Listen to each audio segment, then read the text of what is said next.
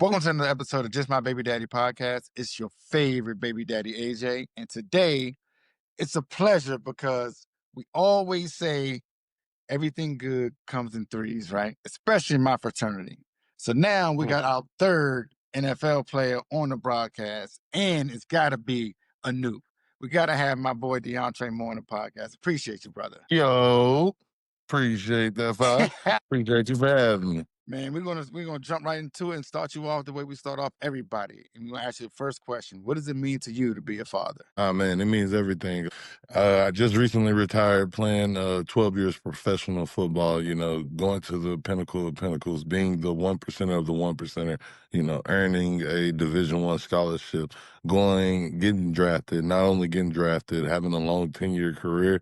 Like, I would like to say that I have been successful at accomplishing a lot of my dreams and going to school, making it out the hood. And with all those things, going to the Super Bowl, winning a Grey Cup, playing 3 years in Canada, I have done a lot of things. And when I tell you all those things fell short in comparison to being a father, like you would think some people never even come close to even sniffing their dreams. And for me to say that I'm doing all that, doing it at such a young age, but not only doing that, having two kids, like I'm not just a father once. What do you say? I'm a biological father twice over. And also I have two goddaughters that I take care of and that I'm avid in their life. And so for me, it is earn those words for them to call you dad or to look at you and you to be their safety net and protector. Like it's different. Growing up with a lot of siblings, to be treated as the oldest and, look after people, you're like, oh man, I'm ready for fatherhood, but nothing truly prepares you for it. It's like they used to say on the football field, it's never as good and it's never as bad, but I would be remiss if I didn't say how amazing it is. And those adverse situations, those learning lessons, like everything is like made me ready for this point. And it's always something learning with them. So when I really say that it's speechless to be a father, like that title is something that I don't take lightly. So, with all that being said, like, where did you get that inspiration to like, I really want to be a father? Who was your inspiration? My father was, what they say, experience is the best teacher. I was fortunate enough to be blessed with a lot of positive male figures in my life.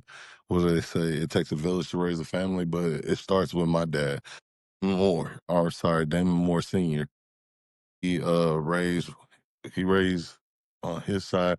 What they say, I come from a blended family, so he had 9 kids, and I was the only one by my mom. I'm sorry, 8. My math gets it's like playing It's a spades. lot. It's like playing spades. I make that joke all the It's a time. He'd be possible. hot. I was like, yeah, we got 8 in the possible, but even with that being said, like not once. My dad made it a point for him to have all his kids together every weekend for all of us. Hey, if there's nothing that we have in this world, all we got is family. And to see the way that not only my family looked at my dad, his family, his side of the family, every one of his mother's kids, like they said, regardless of what's going on, we knew we can depend on Damon to do what he needs to do. And so he pretty much had me with him doing the same thing. He said, hey, if anything ever came down to it, you're going to be the glue that holds this family together. And so to take on that role, for him to kind of groom me into that position, like I came in there and what they said, I took the reins and kept going. He gave me the baton that this was a track meet. He said stick, and guess what?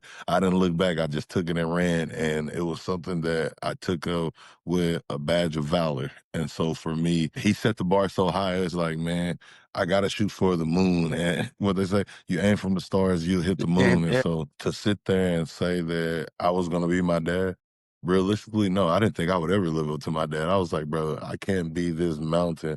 And it's funny because my middle name is Lamont and it actually means mountain. And he was like, you didn't know that you were already destined for this, like to stand tall, like to be there for the test of time. And so it's funny that he was like, you lived up to your name. And even now, doing all the things that I did, my dad was a simple truck driver that worked 2 jobs and like he's still working 2 jobs. And for him, I still feel like I'm falling short to that mountain. So what he said, I had a great inspiration, and not only him, my godfathers and the other male figures from coaches that I had along the way.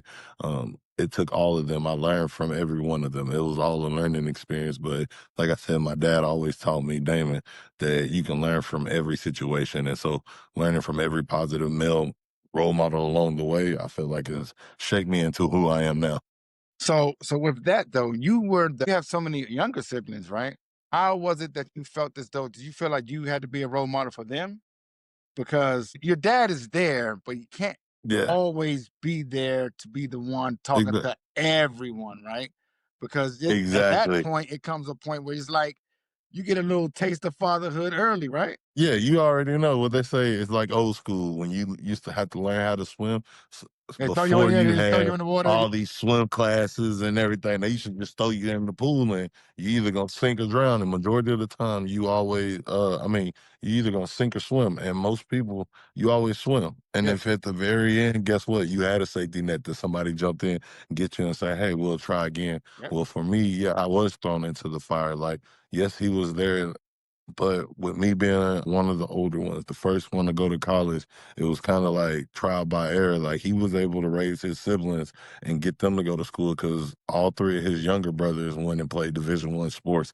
But it was a whole new different day and age, and so there were certain old school things that he was still trying to instill. And I'm like, hey, Dad, you got to change with the times. We got to do this. We got to do that.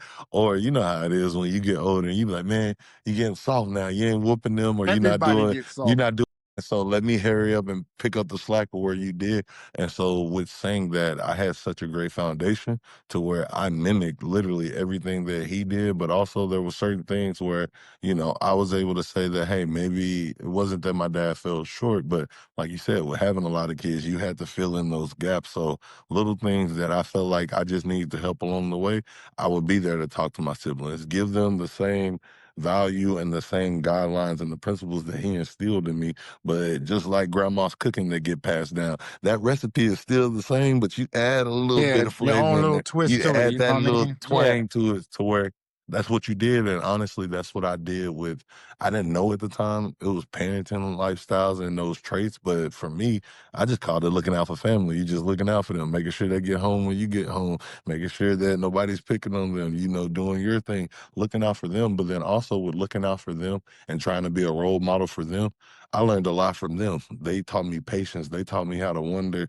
like, how can I do this and not just have an old school parent touch?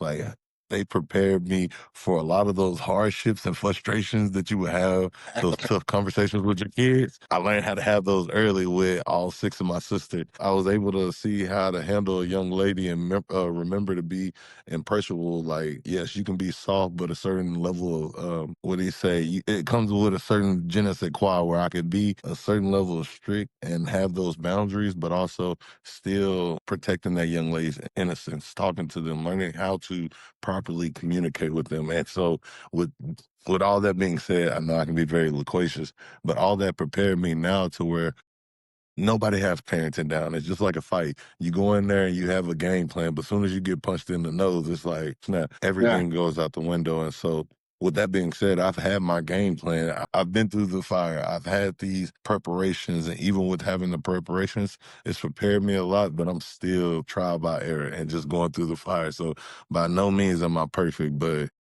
by all means, I've had a lot of learning lessons. There's no such thing as a mistake. It's only a mistake if you don't learn from it. And I can say that I've been fortunate enough to learn all these learning lessons to pass down to my kid and just hope that I am doing just a fraction of what my dad did. Because if I'm doing what my fraction of my dad did, at the time I used to hate it. Like my dad didn't whoop me all the time, but he would give me these talks, and it would be the most long-winded talks where I'm like, bro, just get it over with.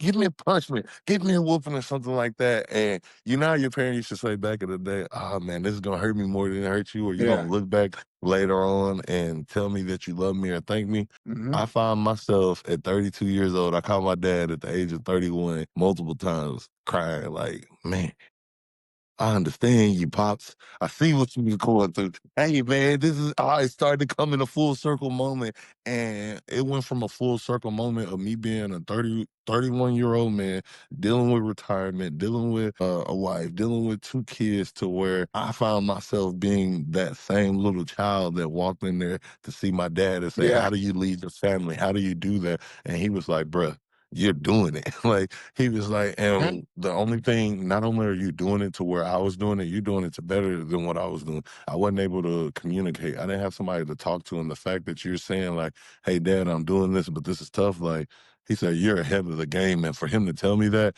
it was that full circle moment. But I was like, man, is my dad proud of me? I am doing this daddy thing right. But whew, man, as soon as I hung up that phone, I was like, man, all the pressure came back on. But to know that my dad has been there, and not only him, but other men like yourself, people that we talk to have been through this journey, that's what makes you deal with it and make you become a little more resilient to earn that title fatherhood. Like pressure bust pipes or make diamonds. Like Yeah.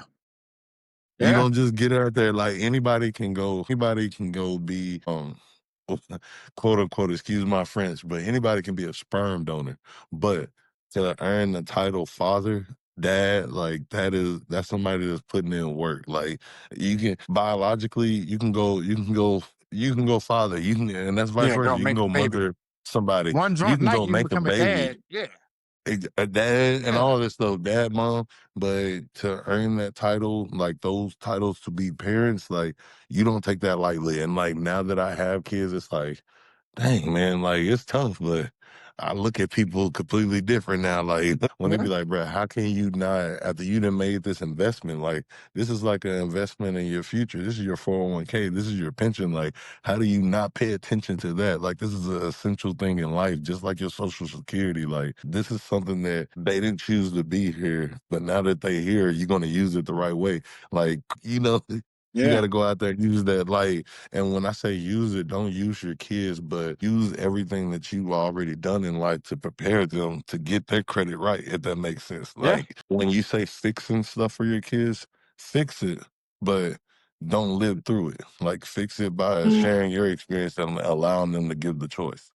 Yeah. So there is something though. You did learn from your dad, but you're navigating in waters that you haven't been in, that your dad never was in before. Because you were trying to navigate fatherhood while still playing in NFL, right? And so it's turning it on and turning it off on the field, off the field, right? But then there's the Yes, sir. whole season of it.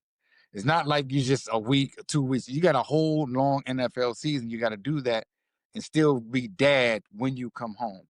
How was that? How was that adjustment? Just initially having a child while you're playing. How was that? It was a double headed sword. Having a child puts a lot more pressure on you, but for me, I've always been somebody that excelled under pressure. Like it was humbling, it was grounding. Like no longer for me, like at that point in time in my career, I was battling depression. I lost a brother early on in the early stages of my career, and just not kind of having the success that I wanted to have, to where I was a whole bottle of emotions. Then dealing with ADD and ADHD and my medication. So for me, I was in such a place of anxiety and wound up really tight to where it was like fight or flight for me.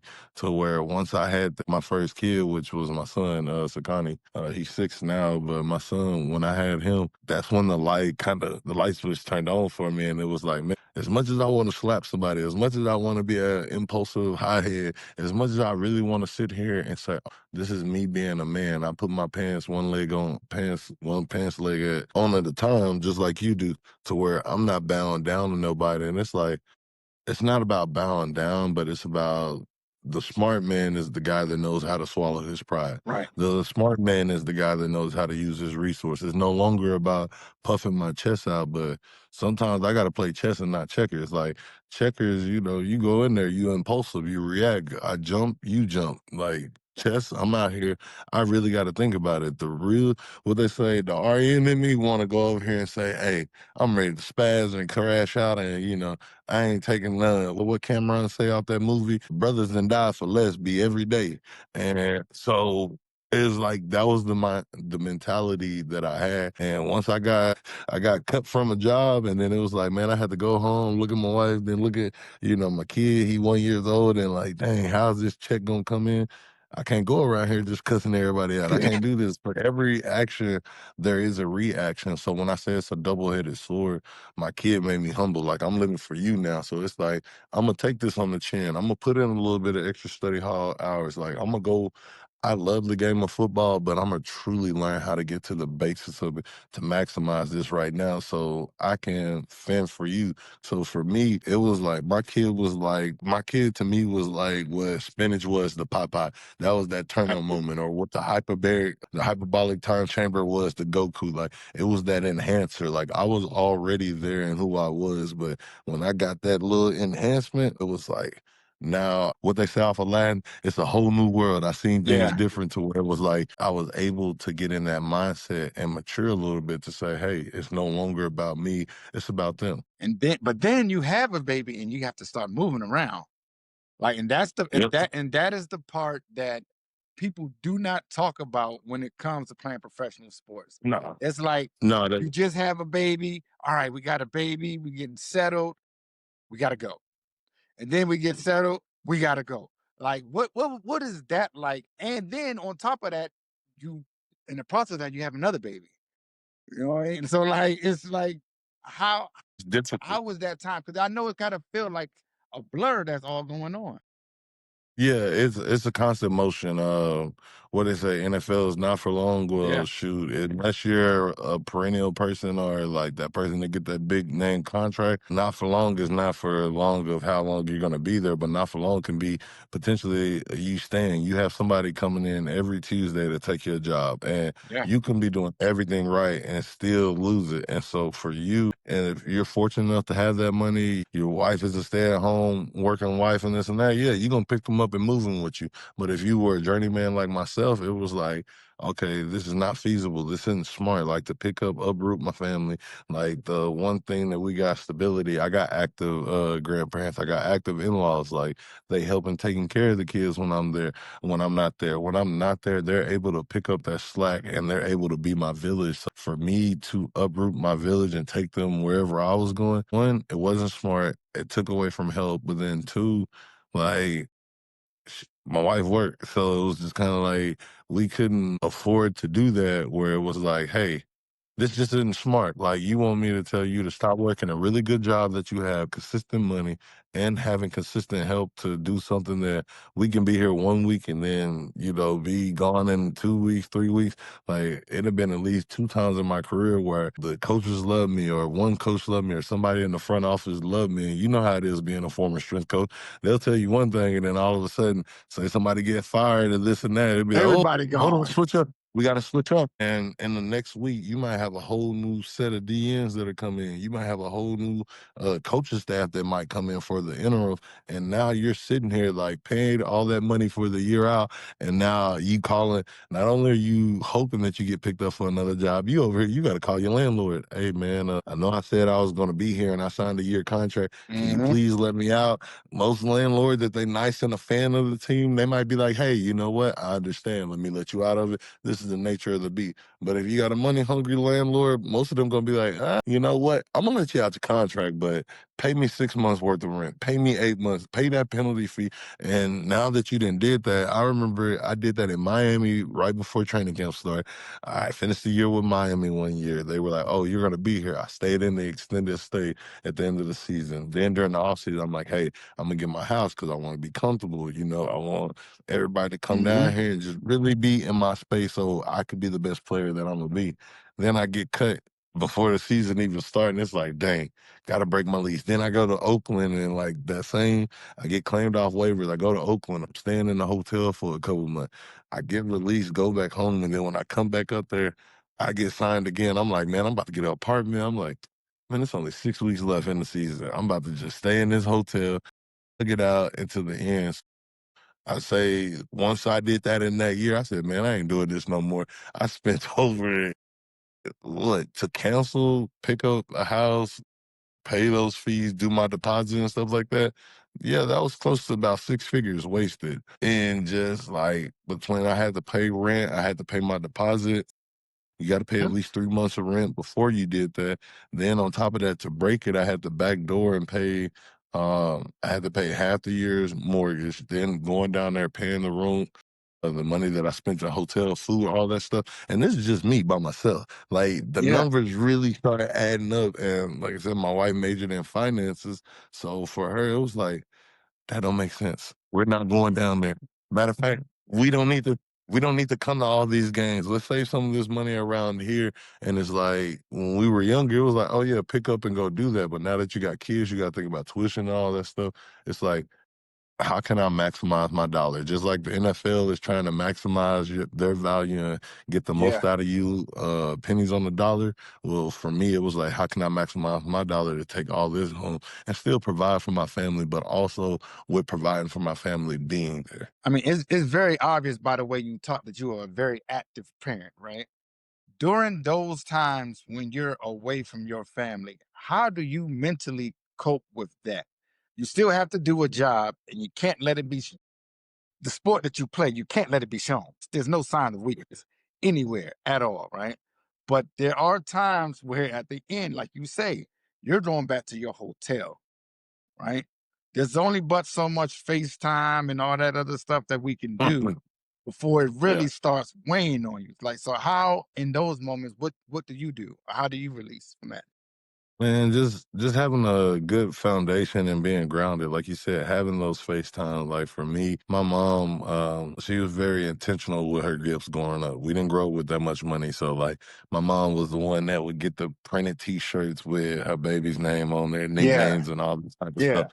And so my wife kind of have some of those qualities as well. And so I'll never forget my first Father's Day before my first Father's Day, like within my son being born. I had like a little flip book that they made, and it was just all the pictures from when she was pregnant with him, and sonograms and stuff like that, all the way up until the time that where we were at right now. It was like every time that I left, it was like, hey, I had my son with me. Like in my work book bag, that flip, that little digital book, or it wasn't digital, but the little flip photograph book, I had that with me. So I'm literally FaceTime. I'm literally like, there was sometimes that I would stop in the middle of a meeting and be like, hey, coach, I got to go pee and this and that. But I was crying in the locker, or I would go in the bathroom and be like, man, I'm tired of this. I'm frustrated. I can't even believe that I'm here. I'm dealing with all these people. Like, I really just want to go home and hug my son. I really just want to be there. And so it took its toll on you. And to be honest with you, with it taking its toll on you, it made me more of a beast because it's like, man, I can be at home right now, like doing this and doing that. Now I'm playing with this little bitty kid or somebody doing this up here. Like it's funny because when I came into the league, I was only 20 years old. Here I am in my 20s and 30s playing football still to where it was like, man, I got a kid to feed. So sometimes when I was mad that I couldn't see my family and my kid, it's like I'm going to practice and I'm choking out whoever. I had the Bobby Boucher moment to where it was like I had to release my frustration on the field. And with that being said, I couldn't just break down and just start crying in front of everybody. But man, I really miss my son. Like, yeah, there'll be some moments, or there'll be some moments you're around other dads, and they be like, "Dang, I really wish I could be home." Or there was, family drama going on to where a guy not talking to his kid and this and that, and it made you more appreciative of it, to where it would help you and say, "Yeah, this is good," but also it took a mental toll to where towards the end of my career, like that became the reason. Leaving for training camp back in the day, it used to be, oh, it's cool. I'm jumping on there. I'm gonna miss my family and this and that. But as the years progressed, it was like I went from being cool to crying every time that I got on that plane. Man, I can't believe I'm about to leave my family, man. I can't do this, do that. Like, man, all right, hang these cleats up, bro. Why what am I doing this for? Why am I taking this mental toll? Why like I'm missing out on the little moments of being there. And so that like I said, that mental battle that you have with yourself is a lot. And it's just like having that it's something difficult you gotta deal with. Just like you have to learn how to turn on that switch to say, while I'm on the field, I'm in that beast mode. Like you have to turn on that switch to like you're always a father, but you have to say, hey, when can I channel those emotions and do it in a proper way and proper light? And I don't think I ever fully learned how to manage it. I think I just learned how to have my little defense mechanisms in play. Like I said, FaceTime and hanging out with pictures and stuff like that. And then when I did get the season, truly cherish that time. That's why during the season, it was strictly football, but during the off season, that was my off season. I really locked in and like I cherished that time because I knew it was like if this was any feeling of how army vets used to feel back in the day going to war, it's like once I leave them, I got to turn that off to a certain extent, or I'm gonna be sitting here crying Yeah, every 10 minutes in meetings. yeah. So to that now, but now that you're not doing that, you have a lot of energy now for your kids. And I saw a video where your son's playing ball. I don't know if it's his flag right now, right?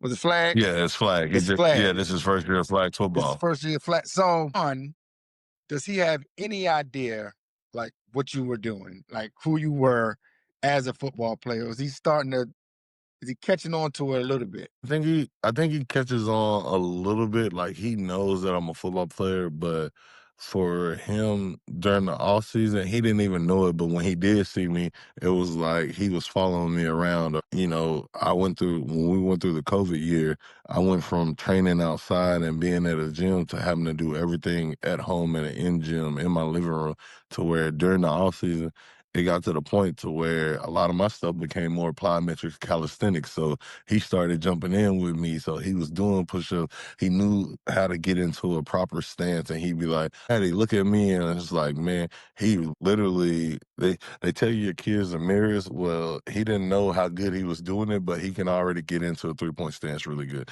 And it's not necessarily just about the three-point stance. I wanted him to learn and eventually just kind of grow into his own. But little did I know this whole time he was watching me. Watching you. So now when they go out there, people are like, he's a natural, this, that, and the third. And he would always say, hey, my dad plays football or my dad does this. But now it's funny because the team, his flag team that he's playing for is my little league team that I actually played for growing up. And now that I'm coaching there, my uncle actually played there. They've been around since the early 80s. We've had multiple generations that like we got 3 generations of men that then play for this organization. And so for him to go out there, he'll be like, Daddy, why are they calling you Coach Wildman or Coach D? Like for them to call me my old nicknames. And so it's just kind of like now he's at the point, that's my daddy over there. But then he'll just run off and play. So I think he kind of knows, but don't know. So I prefer that he don't know so that way he can come into his own. So Yeah. it's not that pressure and really he just find his own self and just have that fun and that joy.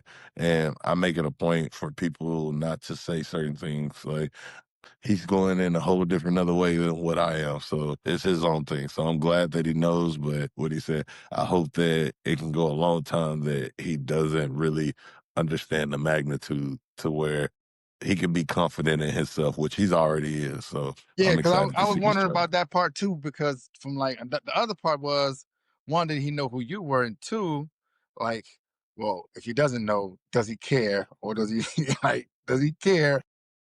He cares that I'm Damontre Moore and that's his father, but Yeah. he doesn't really care about all that other stuff. Like he loves competing. Like if I'm jumping or working out, he's gonna come over there and try to jump and work out. If I run and race, he's trying to race. If I'm playing video games, he's doing the same thing. And so I don't think he cares about that. And the one thing that I do know that I love right now that he has, he's comfortable within his own skin. He didn't have to grow up rough like how I did. I grew up in the inner cities of Dallas, like in Oak Cliff, Texas. So for him to be playing football over there, I want him to get that toughness, but you can still see he's only 6 years old, but he still has his stability. I'll give you an example. The first day I went out there, obviously you're in the hood, it's a different environment, you don't know what's going on. Well, one of the kids out there already had a colorful vocabulary and he's only 6 years old. Yeah, And yeah, that's what happens. and my son, or I'm sorry, they were 5. My son was just now about to turn 6. The other kid, he's 5, about to turn 6 as well, but he's younger. They're in the line and they're working out. I didn't hear it at first, but I guess the little kid cussed or whatever. And so when I heard my son he didn't really get loud like he was snitching, but he was like, "Hey, you shouldn't be talking like that." And I just kind of like gave my spiel. I'm trying to stay in the coach mode, but not stay in dad mode because it's like, hey, son, I know you grew up in the suburbs. I know you're not used to this and that. But it happens I like want that you to out have here. that Yeah, toughness. Like, I really want you to yeah. really be yourself. Also, with doing that, like, he's going to be exposed to certain things to where it's like, I want him to be able to handle himself. And for him to sit there and say not to do that, Daddy mode was like, let me get over here. Don't no kids be cussing, but coach mode was just like, get that Yeah. handled amongst yourself and be quiet.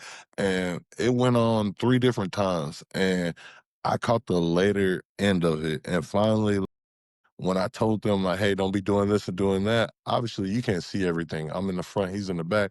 He finally tells me like the fourth time, hey dad, such and such is over here cussing. I keep telling them to stop, you know, this and that.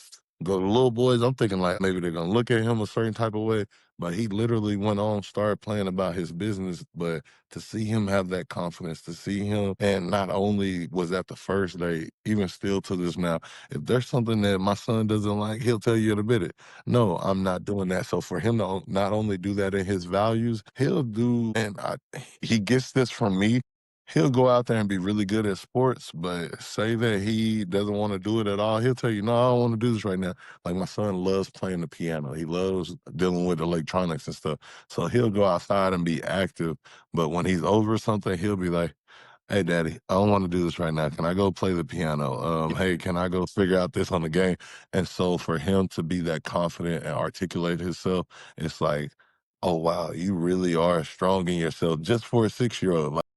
Most kids would have been trying to fit in. They would have been trying to adapt to their surroundings. And for him, he adapts as far as competing with them, having that competitive nature and stuff like that. But also and I should have known that he was so stubborn because I have one of those kids that only eat chicken tenders. Like we're just now getting him to try other things, but when I tell you, he be like, "No, daddy, is that chicken tenders? I don't like it." Or he doesn't love sweets. He doesn't like ice cream and stuff like that. And he'd be like, "Oh, no, thank you." I said, "No, thank you. Give me some chicken tenders." And the most he'll do is juice. So for him to be that stubborn on that, it translated over into his values. And I just pray that it continues to be that way. And if he can do that, like I was saying earlier, I want to be a better version of my dad and this and that. He's already a better version of me as far as holding his own. So he's grown up with a different type of pressures though, because since he is playing football, he has to. He doesn't have to, right? Of course, He he doesn't, doesn't have no, to. But not at all.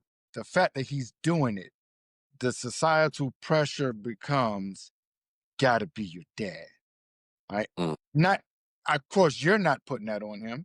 I know you probably don't care if he ever plays football, right? No, what he said, I But want you to play baseball or basketball or right, something. you know what I mean? Like, If we're but being completely honest, but golf. that pressure's going to come where it's like, you know who your dad is? That's going to happen.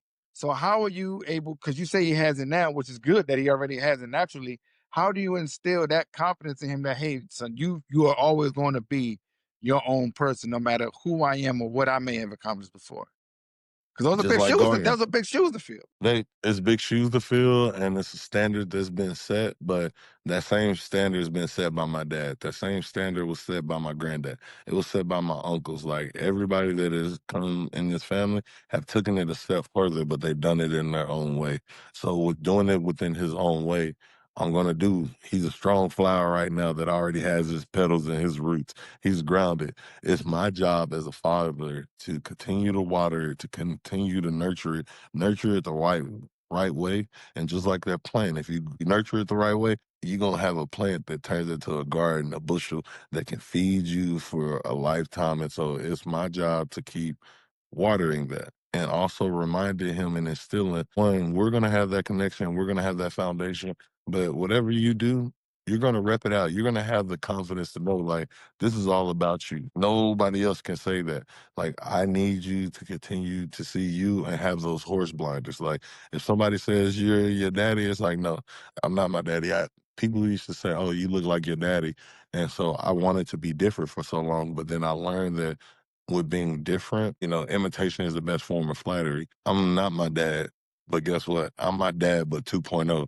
I'm the same person as him, but I'm a different version. Well, yeah, let's take it a step further.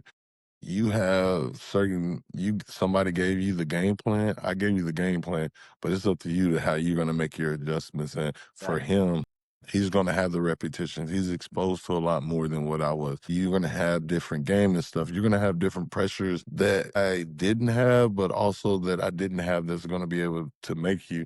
And the one thing that's gonna stay consistent throughout that is me sprinkling that love to you, talking to you, telling you who you are, and encouraging you to do whatever it is, whatever field that is, whether that's being an athlete, whether that's going out there and using your brain and long term success success in being a lawyer, a doctor. Shoot, at one point in time, going into college, which I wish I would have stuck with it. I wanted to be an aerospace engineer. Like coming in high school, I was like, man, I really want to get into engineering. I really love math. I love science. Like, I'm gonna help you and encourage you to really like use all your resources to where that pressure that people are gonna say, oh, this is from your dad, you're gonna knock that out light years ahead of time, just like you are already or doing right now by being confident in yourself to where now you're going to take over the world. It's just how do you want to take over the world? I'm giving you every tool and letting him pick it because he's going to practice. He's going to be prepared. He's going to have everything to where I don't know if you ever get the chance, go read the book The Outliers by Max Yeah, my Older. They talk about it in there. It's all about repetition, talent, which you got the talent you were blessed with. You know, your mom used to be an interpretive dancer back in the day and was really good at. She was a dual major in finances and financing and got her master's and bachelor's at an early age. I was in the National Honor Society. Not only did I maintain a 3.0 GPA and have a athletic collegiate career that represented the same academic success that I was having, athletically I was having. So you have all these different tools that you're going to say, this is the natural talent that you have. This is the stuff that we cultivated to where now when he's doing it, you have somebody that is an outlier within their self already. And now it's about you just choosing. So now we hear a lot about your oldest. How did Mm. it change? How did your life really change when your youngest came about? Well, the youngest one is my daughter, Sienna Moore. She helped me become a little bit more softer. Like I had goddaughters that I was looking after. I love my Kenzie Pooh to death, and Maya is my oldest one. She is actually going into her sophomore year in the college at Temple. I've been involved in her life since she was like 6 or 7. I met her just at an event, and then just she ended up becoming my goddaughter. It prepared me to have girls, but it's nothing like having your own daughter. I had my Kinsey Pool. I have my little Storm in my now. Like I have my Ladybugs. I'm all about nicknames. Her name is Ladybug. My son is Baby Bear. But when Ladybug came into my life at that point in time, it was in a dark spot. And anytime Ladybugs were always symbolic for me, it meant good luck. When I found out that she was pregnant with my daughter, it was at one of those times that just brought me out. It brought me joy. And when I had her, it made me kind of see it in a whole different perspective. Now I ain't got just one kid. I got two kids that I got to really do. I'm over here trying to baby her and like, oh, this is my little ladybug. This is my princess. And if we're being completely honest, that's my rough and tough tumbler right there. She the gangster of the group. Like I Huh? didn't have to worry about my son. Like both of them were sleep trained, but my son, he would maybe get out of the bed later on this and that. No, she was my Tommy Pickles. Like I'll never forget. I'm a late night walker when I sleep. Like I don't go to bed till like 3 or 4. And so in the middle of the night, I never forget. She was barely 1 years old. She did a whole muscle up to get up out of the crib. And when I walked into the house, like out of the garage, she sit there in the middle of the hallway looking at me like, Dada. And I'm like, I know you didn't. And then when I rewired the camera and stuff like that, she really did this. So I put her back into the bed and I'm like, all right, let me sit over here and like watch. And she literally did it again. Hmm. And as a dad, I'm like, oh, I got an athlete. This is a gymnast. This is my baby. Like, oh, let's get it. And I'm like, oh no, this She's is scary. this this is scary. Like, oh, what are you really doing? And I found myself being fragile with her, which I do have to be fragile with her, but I feel like she's a little bit rougher than my son. She's going in there fighting him. And so when I say that, it gave me a different perspective. The first kid, I was nervous. I'm like, hey, I got anxiety and I'm doing this. But when I tried to be very cautious with her and it's like, oh, it's a girl, it was like, nah, bruh, it's equality over here. If anything, you might need to get a little rougher on me. What are you Yeah. talking about, Dad? Like she inside me up, and when I say it's a new lesson every day, I thank both of them because they both are teaching me something. The main thing is that both of them are teaching me that somebody's always watching. Like they're both picking up different qualities that I display. Whether it's my daughter having that same fiery spunk that, hey, you make me mad, I'm coming over there and I'm challenging you attitude, to whether it's my son having a competitive mindset to where it's just like, hey, he wants to do it by himself and he wants to keep going. So it's like wine. I kept getting better as a father and I kept getting a little more patient, but also with being a little more patient, that second one, she made me learn myself even more because it was like she picked up on my qualities way faster than my son did. And I'm like, Man, I can't do this, man. I can't be as angry or aggressive. Like now I got my daughter that's a little aggressive. It's like, princess, be a little ladybug. And it's like, no, ladybug. She is my Aries. She's the true epitome of an Aries baby. So what do you say? It's been a blessing and a curse, and I love her to death. like it seemed like one of those ones because that's how my little daughter is. Like she will. There's no other way to put it, man. She will piss me off. Like she cries little, but then when she knows she makes me mad, she'll hug me, and it's like Yes. I want She to know tell how to you get work off. it. I want to tell you get off me, but I kind of like this hug a little bit, so I don't want it to end right now. When So I yeah, tell you I learned it from the first time she was in school. We had her in a Montessori school where they were watching her, right? And this school, you can check in, like you can do the little app. You get like, a update of when she pee, when she poop. yeah. You can FaceTime in the class real quick, but it's very like detail oriented. I'll never forget that she had an incident. And mind you, both of my kids, you know how everybody always say their kids are the favorite, but literally every my kids have been at the Guiding Lights house and then to where they're at their new private school right now. They're always the favorite. People will let them do this, do that. They be like, oh, they're so nice. They can have Mhm. whatever they want. One day, and this is like after a year of her being there, the owner of the school, her and her husband, they knew Sienna. So it was kind of like, hey, they let her do whatever she wants. She's having a bad day and crying, which ain't too often. It's like, hey, we'll bring her out to the office and give her some snacks, do this. She gets into it with, I guess, a new kid there or whatever. The kid was doing something and he walked up and hit her. I never forget that we got an update. My wife calls me in the middle of the day. She said, hey, don't be mad, but I think somebody might have hit her. And if somebody hit her, but it's already been handled. I said, somebody hit her. Well, no, no. Where's the report at? Let me see that. Y'all, there, I'm doing all this. Don't worry. I'll be up there on time. I'm telling you, I get up to the school. I walk in. I'm like, hey, I can't do anything to this kid. But in Of my head, course. it's like, not my baby.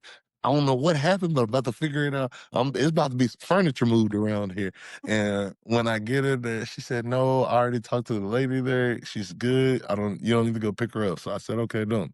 As soon as I walk in there, and mind you, at the time, it's like a movie plan. I'm walking in here ready to, hey, where his parents at? Who did this? Who did that? And when I walked over there, door was closed. I seen my daughter playing, having fun, laughing with her friends and doing everything. Soon as I opened up that door, all of a sudden she went from laughing and the teacher said, Sienna, daddy's here. She looked at me in my face and smiled and her face went from and just started crying instantly. And in my head, I knew she was doing it to work me, but I'm like, come here, babe. She's like, dad, hey.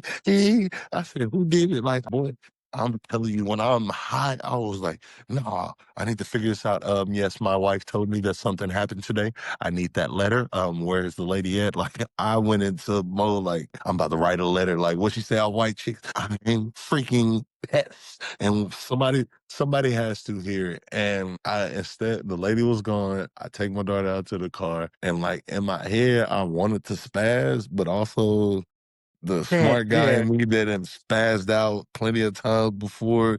Hopefully their dad don't ever hear about them. I mean, they don't hear about their dad being Mr. TMZ and all this stuff. It was like, you can't do this, Trey. Don't do that. But then I sat there and I laughed because I was like, snap, this is dangerous. Like, she knew what to do Uh-huh. and started crying. So if this happens now, I had 6 sisters. I was always outside going and finding somebody. I had every different version of a sister that you could think of to where I'm like, let me get this in check right now so she don't get me riled up and have me in jail somewhere.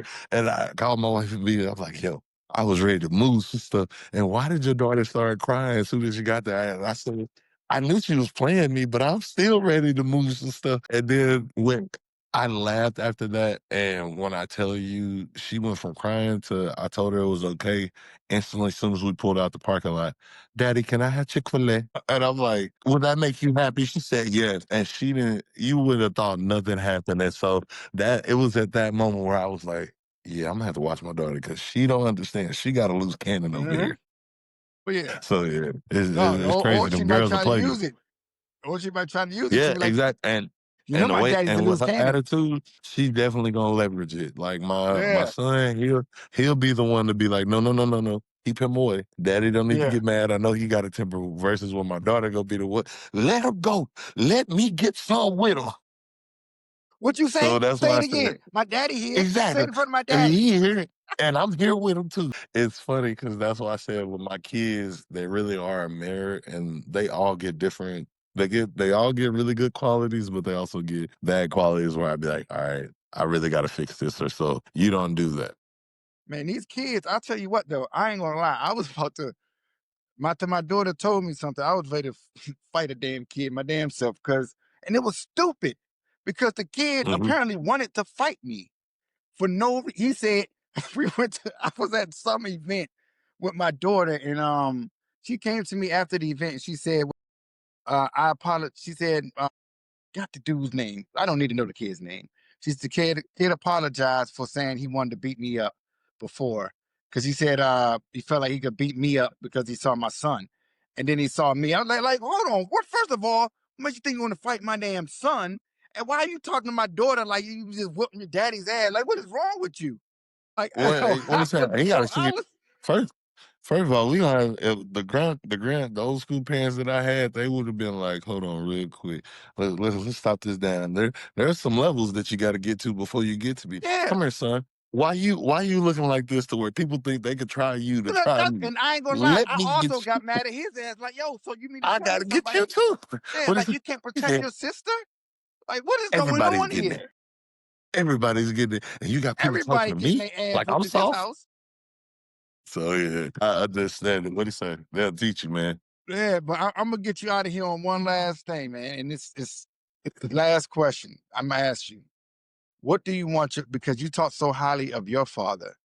What do you want your legacy as a father to be? It's funny because I talk highly of my father, but like I said, I had a village. I had my father-in-law, who was fortunate to be around me most of my life. I have my godfather, Von Miller Sr., that's been active in my life, and all these different positive male guys. But I think I'm still this quote from my father-in-law and my dad. My dad always just said, "Don't be me, be better than me." And for him to give me those high praises a few years ago, saying that I'm already better than him, I'm like, hey, I need to have something that I need to strive for. And not so much as looking at it as a competition. And in these last 2 years, I think it evolved into what my father-in-law said it one day perfectly. He said, I earned the right to be your father. But he said, it's a privilege to have you come back and be a safe place. And that's what I want my legacy to be. It took me all the way to 31 years for me to swallow my pride and say, "Hey, I learned a lot from my dad," but to go back over there and have that father moment to say, "Hey, how can I continue to be better?" And that was such a safe place to where I put up this macho bravado that like, "Hey, I'm 18 years old. I'm outside the house. I don't need my dad at all anymore." Well, it's different because in some cultures we push our kids out at the age of 18 and tell them to go get it. You Yeah. need to survive. In a lot of other cultures, they don't put their kids out until their mid-20s, their 30s, or at least until they have it or that they feel that they're equipped enough to survive out there. And with doing that, the only way they can do that, I'm not saying coddle my kids. I'm not going to do that. I'm going to teach them discipline, but I need to teach them enough discipline, but also enough safety. Let them know that their parents always have to. I'm never going to stop being your dad. Whether you're 18 to when you have kids and I become your granddad, I need you to know that this is a safe place. And if I've done that for you and giving you the tools to be successful in life, that's all I care about my legacy. I don't care if I leave you $1 to, $1 billion. Like, none of that's going to change. I just want to be able to make sure whatever that looks like for you, that you have access to the tools that you need, whether that's financially, emotionally, spiritually. I want you to have all those things so you can be successful, to be a better version of me.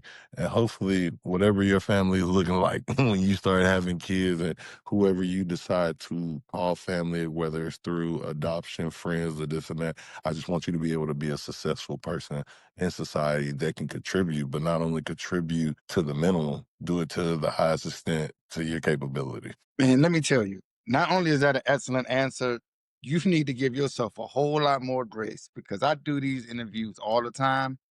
And to say it took me to 31, you, I, you have far more wisdom than motherfuckers I have on here that are far older than you. Man, Trust what he me. say?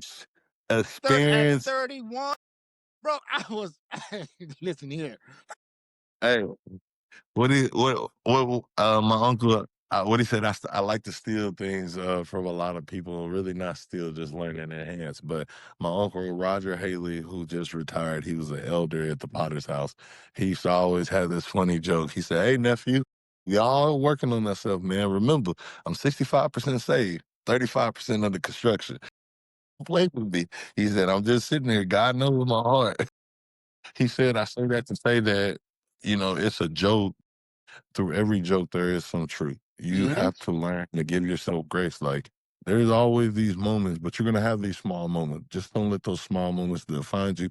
And always constantly work on yourself. As soon as you think that you're perfect, you're not perfect. You might majority be there, but you can always continue to get better. What he say? Experience is the best teacher. I've been that fortunate enough for people to give me a lot of life lessons, but I've been fortunate enough to earn a lot of life lessons to where now where he said, I'm here now, so we still going, baby.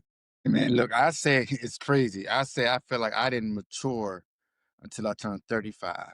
Problem is, I already had 2 kids and everything by then. Like I should have You been know mature what a that long mean? That time mean that ago. you But it happened. what he said, that mean that you at the back end, baby. So Yeah, like yeah. what he Look, I said, can enjoy everything now. Now my kids get this version of me, which is good. yes, Which is the good. best version.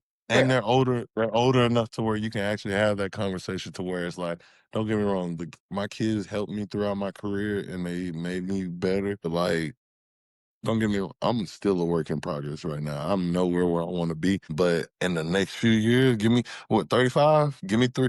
I turned 33 this year. Give me 2 more years of maturing. I promise you, those 2 years, when those kids are old enough to actually experience and understand it, I can't wait for them to get that best version of me. So long as I continue to do better. So what he say? You giving me something that Well, inspired see, us. it So it's it, too. it changes too though, because like I say the best version of me, but I also have a 2-year-old, right? And I say in a way she gets the best version of me, but in a way she don't. Because like, hey man, she's gonna have to find out a lot of shit on her own because I'm not like if her sister I say I saw her falling down the other day. I'm like, hey, go get your sister. And if her sister didn't come and catch her, her ass would have fell. Because it's like Yes. that version of me that's gonna be like, oh my God, baby, are you okay? No, that version's long gone. That version's maybe 30s. But that's the best version because it's like you're not just running into her, you're showing you're gonna fall in life, but also there is somebody that's gonna be there, whether it's you or whether it's your sister and this and that. Family comes in different shapes and forms, Yeah. just like God reveals himself in different shapes and forms to That you. You just sounds gotta good. listen I and agree. I then really appreciate the credit. Sounds good, but I ain't gonna lie to you. If her sister wasn't there, her ass would have failed. She would have failed, and I would what I would have laughed. what he say? Perception is everything, brother. It's either the glass is half full Hey, or yeah, it's half like empty. the gap in the gain is something that's the book I Yeah, read. Yeah, you can look at the gap in it or you can look at the gain in it. It's a positive and everything. She would have there you go. learned daddy ain't moving. Daddy old. Yeah. Daddy old now. This ain't the same. It ain't the same. But man, I really, really do appreciate your time, man. And like this conversation, you can definitely the good thing about these conversations is these are timepieces that are always there. And the way you talked about your kids and the love that you can share, it comes through and it's extremely obvious.